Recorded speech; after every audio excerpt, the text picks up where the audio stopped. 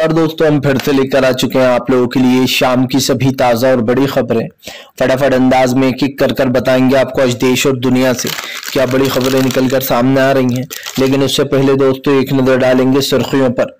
प्रधानमंत्री नरेंद्र मोदी के ऊपर जमकर फायर हुए अरविंद केजरीवाल बोले तुम एक केजरीवाल को गिरफ्तार कर सकते हो, लेकिन इस दुनिया में लाखों केजरीवाल पैदा हो गए। बताएंगे क्या कुछ भड़क गए। वहीं पर दोस्तों अगली बड़ी खबर में हम आपको बताएंगे इजराइल की बढ़ गई मुश्किलें, चौतरफा घिरा इजराइल, ईरान बोला इजराइल को कर देंगे बर्बाद। वहीं पर अगली बड़ी खबर में हम आपको बताएंगे महुआ मोहित्रा ने बीजेपी को जमकर लपेटा। महुआ मोहित्रा बोली संसद कमेटी में पूछे जा रहा है गंदे सवाल। बताएंगे आखिरकार क्यों टीएमसी की सांसद महुआ मोहित्रा भड़क गई हैं। वहीं पर अगली बड़ी खबर में हम आपको बताएंगे नीतीश कुमार बोले अभी तो कांग्रेस जो है वो 5 राज्यों के चुनाव में बिजी है, लेकिन जल्द ही इंडिया गठबंधन की नेक्स्ट मीटिंग होने वाली है जिसमें कई बड़े फैसले लिए जाएंगे। वहीं पर दोस्तों अगली बड़ी खबर में हम आपको बताएंगे गाजा पट्टी में लगातार भेजी जा रही है मदद। इजराइल के विस्फोटकों के कारण कई गाजा के लोग बेघर हो गए। बताएंगे क्या ये रिपोर्ट निकलकर सामने आई है। वहीं पर अगली बड़ी खबर में हम आपको बताएंगे दोस्तों दरअसल आपको बताते चले अशोक गहलोत भड़के। गहलोत बोले फिलहाल पाकिस्तान की डिप्टी दल की तरह कहीं पर भी आ जाती है ईडी। बताएंगे क्यों आखिरकार पाकिस्तान से कंपेयर कर दिया ईडी को। वहीं पर अगली बड़ी खबर में हम आपको बताएंगे केजरीवाल के समर्थन में उतरे संजय रावत ने प्रधानमंत्री घेरा। बोले सिर्फ प्रधानमंत्री विपक्ष को डराना धमकाना और चुनाव से बाहर करना चाहते हैं। प्रधानमंत्री का बस चले तो सबको जेल में डाल दें। वहीं पर अगली बड़ी खबर में हम आपको बताएंगे दरअसल आपको बताते चले दोस्तों गौतम अडानी ने आप समझिए अपने जिंदगी भर की कमाई 1 साल में गवा दी। गौतम अडानी पहले ऐसे इंसान बन गए जिन्होंने अपनी कमाई 1 साल में पूरी उड़ा डाली। बताएंगे कैसे हिडनबर्ग की रिपोर्ट आने के बाद अडानी पूरी तरीके से बर्बाद हो गया। तो तमाम खबरें फटाफट अंदाज में देंगे, एक एक कर देंगे। फिलहाल फिर चलिए बढ़ते हैं सबसे पहली और सबसे बड़ी खबर की ओर। दरअसल दोस्तों आपको बताते चले ईरान की खुली चुनौती। ईरान बोला बर्बाद कर देंगे इजराइल को। आपको बताते चले दरअसल ईरान के जो इजराइल के खिलाफ ईरान के विदेश मंत्री उन्होंने सीधे हमला बोल दिया। उनका कहना है कि फिलहाल पूरी तरीके से इजराइल को बर्बाद कर देंगे, इन यहूदियों को खत्म किया जाएगा। दरअसल आपको बताते चले कुछ ऐसे नेता भी हैं ईरान के जो इस तरीके की बयानबाजियां भी कर रहे हैं।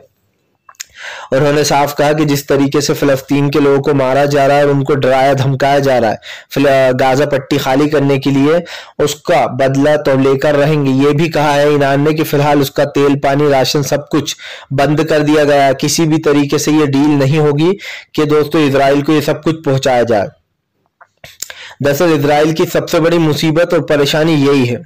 इजराइल किसी भी हाल में दोस्तों इस टेंशन से निकलना चाहता है, लेकिन अगर देखा जाए तो इजराइल की मुश्किलें तभी बढ़ गई थी जब इजराइल ने हमास के ऊपर नॉन स्टॉप हमले किए।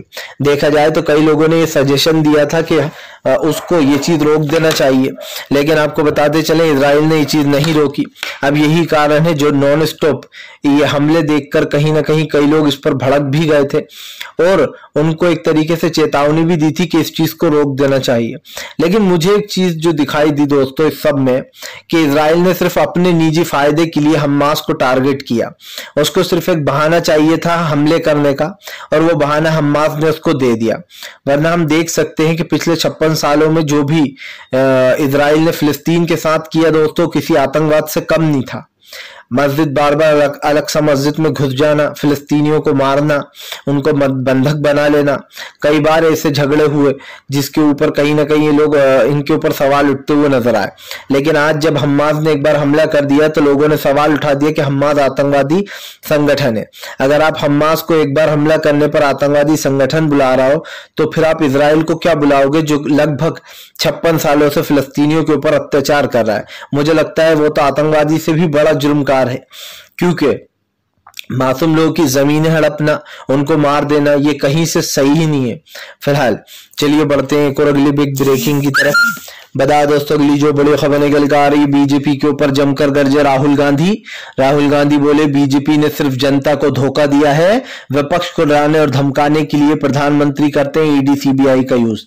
आपको बताते चले राहुल गांधी ने कहा कि बीजेपी के किसी भी नेता को पकड़ लो, एक से बढ़ के एक बीजेपी में दोस्तों भ्रष्टाचारी भरे पड़े, लेकिन उनके घर पर ईडी और सीबीआई नहीं पहुंचती। राहुल गांधी ने कहा कि जो लोग घोटाले कर रहे हैं बीजेपी के नेता, उनके घर पर कोई ईडी सीबीआई नहीं जा रही, लेकिन विपक्ष के हर एक नेता के ऊपर ईडी सीबीआई की कार्रवाई की जाती है। राहुल गांधी ने कहा कि जितने भी इंडिया गठबंधन के लोग हैं, खास करके उनको टारगेट किया जा रहा है, ताकि इंडिया गठबंधन से दोस्तों आप समझिए उनको दूर किया जा सके और उनको कहीं ना कहीं रोका जा सके। दरअसल दोस्तों बीजेपी की सबसे बड़ी टेंशन ये भी है कि कांग्रेस बहुत मजबूत होती चली जा रही है। कांग्रेस को मजबूत होता देख बीजेपी की नींदें उड़ गई हैं, क्योंकि जाहिर सी बात है इतने साल में जो हिंदुत्व का चक्रव्यूह बुना बीजेपी ने 10 साल में, उस चक्रव्यूह को कांग्रेस बहुत आसानी से तोड़ रही है। राहुल गांधी की मोहब्बत की दुकान जो जगह जगह खुल रही है, उसको लेकर बीजेपी परेशान है, क्योंकि बीजेपी ने इस नफरत को फैलाने में, हिंदू मुसलमान करने में पूरे अपने 10 साल लगा दिए और इसीलिए वो 10 साल से राज कर रही थी। लेकिन दोस्तों आप समझिए, एक चीज से इंसान एक बार बेवकूफ बन सकता है, 2 बार बेवकूफ बन सकता है। हमने देखा है कई बार ये कहा जाता है कि अरे देखो भूत आया, इंसान डर जाता है, वो कहता है यहाँ पर भी भूत है। तीसरी बार इंसान सोचेगा अब मैं जाकर देख ही लेता हूँ यहाँ पे भूत है या नहीं है। और बस ये वैसी कहानी चल रही थी। बीजेपी का हिंदुत्व दोस्तों उस भूत की कहानी की तरह था, जो अब लोग समझ चुके हैं कि ये हमें बेवकूफ बनाते हैं और खुद का फायदा कराते हैं, क्योंकि जाहिर सी बात है जनता इतनी बेवकूफ तो नहीं है फिलहाल। चलिए बढ़ते हैं एक और अगली बिग ब्रेकिंग की तरफ। बताया दोस्तों अगली जो बड़ी खबर निकल कर आ रही है, आपको बताते चले दोस्तों, संसद कमेटी में जोरदार हंगामा, महुआ मोहित्रा और दानिश अली भड़क गए। दरअसल दोस्तों आपको बताते चले, संसद में कमेटी बुलाई गई थी जिसमें महुआ मोहित्रा, दानिश अली ये दोनों ही काफी भड़कते हुए बाहर निकले। बताया जाता है कि महुआ मोहित्रा से कुछ पर्सनल सवाल पूछ लिए गए, जिसको लेकर वो काफी ज्यादा गुस्सा हो गई। आपको बताते चले बीजेपी का तो काम ही है लोगों को ट्रिगर करना। बीजेपी ट्रिगर करती है देखकर कि कौन उसकी बात पर ज्यादा रिएक्ट करेगा, इसीलिए उसने महुआ मोहित्रा से पूछ लिया कि आप रातों को किससे बात करती हैं। ये देखा जाए तो एक पर्सनल क्वेश्चन है, इसका आंसर देना जरूरी नहीं है, इसीलिए ममता टीएमसी की सांसद महुआ मोहित्रा भड़क गई। उन्होंने कहा कि कमेटी गंदे गंदे सवाल पूछ रही है जिसका जवाब देना मैं वाजिब नहीं समझती। जाहिर सी बात है, लोगों की पर्सनल लाइफ में आप क्यों इंटरफेयर कर रहा हो। वो रात में किसी से भी बात करती हैं दोस्तों, वो उनका निजी लाइफ है, किसी से भी कोई बात कर सकता है, इसमें क्या है वो प्रॉब्लम। लेकिन कमेटी के अंदर इस सवाल को लाना और ये पूछ लेना, ये मुझे नहीं लगता कि ये एक प्रोफेशनल काम है, क्योंकि जाहिर सी बात है कि ये उनकी पर्सनल लाइफ है और प्रोफेशनल लाइफ को अलग रखना चाहिए। लेकिन कुछ ऐसे सवाल जानबूझकर संसद कमेटी में पूछे गए दोस्तों। और निशिकांत दुबे है कौन दोस्तों? एक फर्जी डिग्री का मालिक। निशिकांत दुबे के ऊपर खुद महुआ मोहित्रा ये आरोप लगा चुकी है कि उनकी डिग्री फर्जी है, आप समझ लीजिए। और उसी इंसान ने ये आरोप लगाया है कि उनके अडानी के राइवल के साथ रिश्ते हैं, ताकि वो अडानी को बदनाम कर सके, इसीलिए वो संसद में पैसे लेके ये सवाल पूछती है अडानी के ऊपर। फिलहाल चलिए बढ़ते हैं एक और अगली बिग ब्रेकिंग की तरफ। बताया दोस्तों अगली जो बड़ी खबर निकल कर आ रही है, इंडिया गठबंधन पर नीतीश कुमार का बड़ा बयान। नीतीश कुमार बोले अभी तो कांग्रेस 500 राज्यों में बिजी है, अभी इंडिया गठबंधन की कोई बात नहीं हो रही। दरअसल दोस्तों कांग्रेस को मजबूत होता हुआ देख कुछ लोगों को बहुत ज्यादा जलन हो रही है, कुछ लोग बहुत दुखी हैं। जब कांग्रेस दोस्तों सड़कों पे नहीं उतरती थी तो लोग कहते थे अरे अब कांग्रेस को तो भूल ही जाओ, वो तो खत्म हो रही है। लेकिन आपको याद होगा तब भी मैंने क्या कहा था, मैंने कहा था कि कांग्रेस ऐसी बेक होगी कि ये सब लोग देखते रह जाएंगे। क्योंकि दोस्तों आप समझिए, कांग्रेस इस देश की सबसे पुरानी और सबसे पहली पार्टी है, सबसे पहली और सबसे मजबूत पार्टी है। कांग्रेस को खत्म करना बीजेपी तो क्या दोस्तों किसी के भी बस की बात नहीं है। कांग्रेस इस देश की सबसे one of the best party है और सबसे पहली पार्टी है, तो कांग्रेस को बीजेपी तो क्या कोई भी खत्म नहीं कर सकता था। इसीलिए मैंने आपसे याद है मुझे, मैंने कहा था कि कांग्रेस फिर से कमबैक करेगी और आज देख लीजिए कांग्रेस कितनी मजबूत हो चुकी है। कांग्रेस जहां पर भी चुनाव लड़ रही है वो बीजेपी से 10 गुना आगे चल रही है। ये कहना गलत नहीं होगा कि देश में एक बार फिर से कांग्रेस का ही राज आने वाला है, क्योंकि देखते देखते बीजेपी हवा में उड़ जाएगी। और आप समझिए कांग्रेस की आंधी में बीजेपी अपने तमाम राज्य खोएगी। इसका सबसे बड़ा रीजन क्या है? आपने जनता को 10 साल में क्या दिया?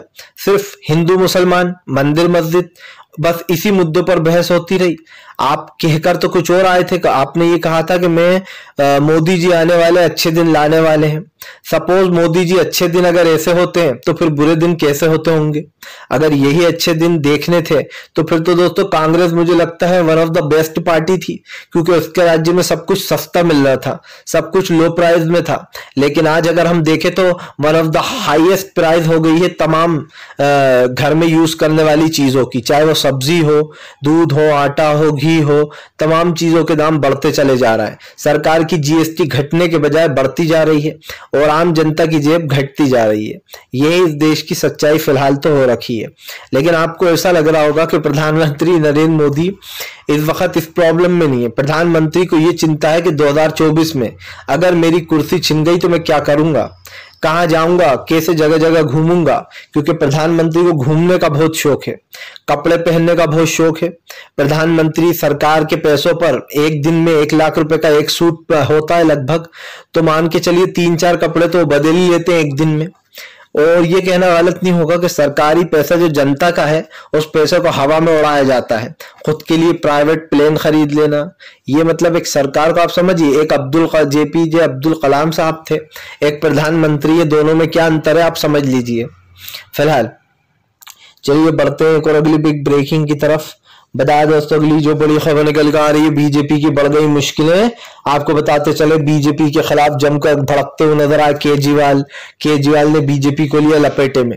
दरअसल आपको बताते चले पहले तो केजरीवाल ने बीजेपी को तब झटका दे दिया जब उन्होंने ईडी के सामने पेश होने से ही मना कर दिया।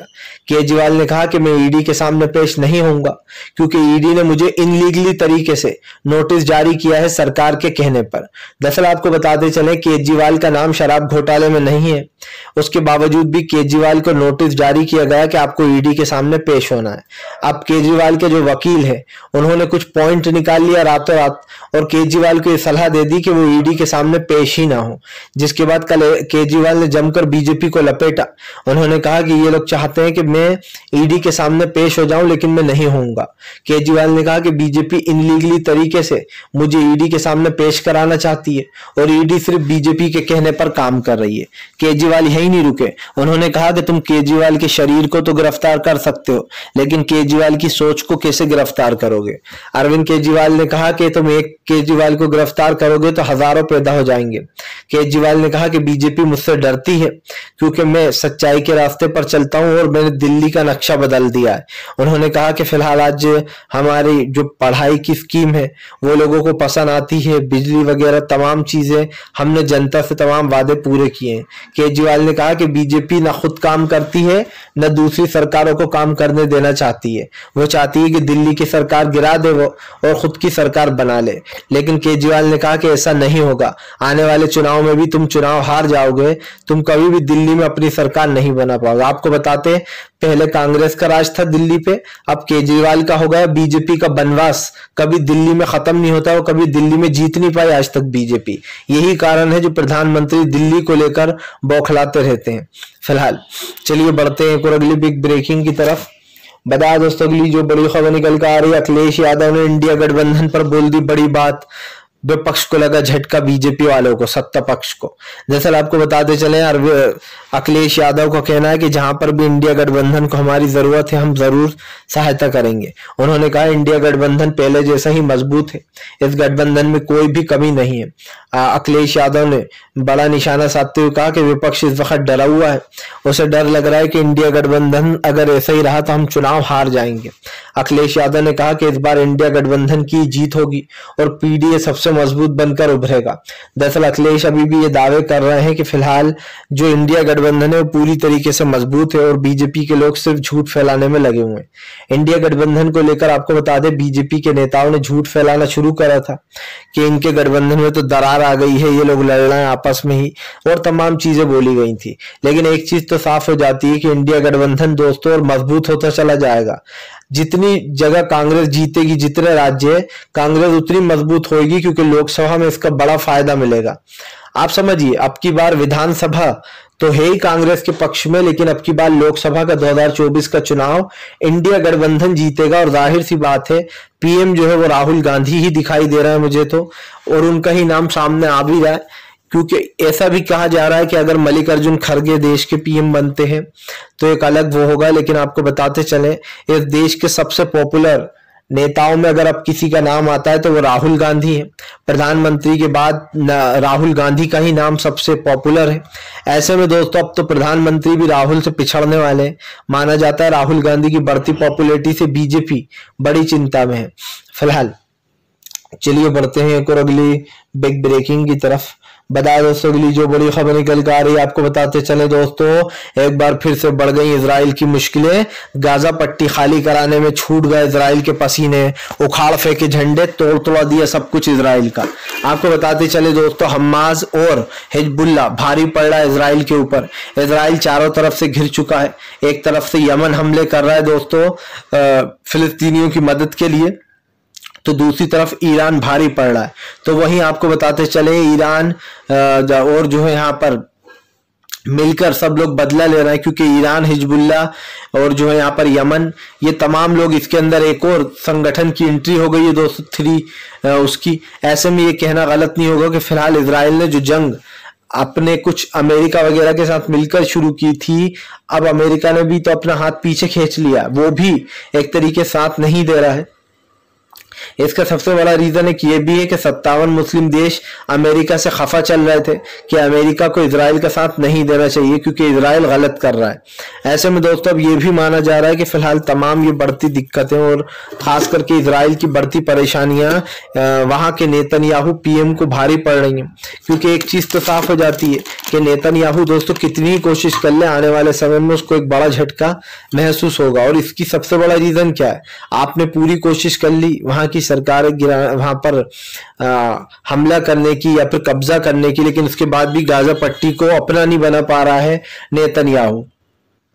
सबसे बड़ी इस वक्त इजराइल के सामने मुसीबत पता है क्या है दोस्तों, सुरंगों में छुपे हमास के लड़ाके।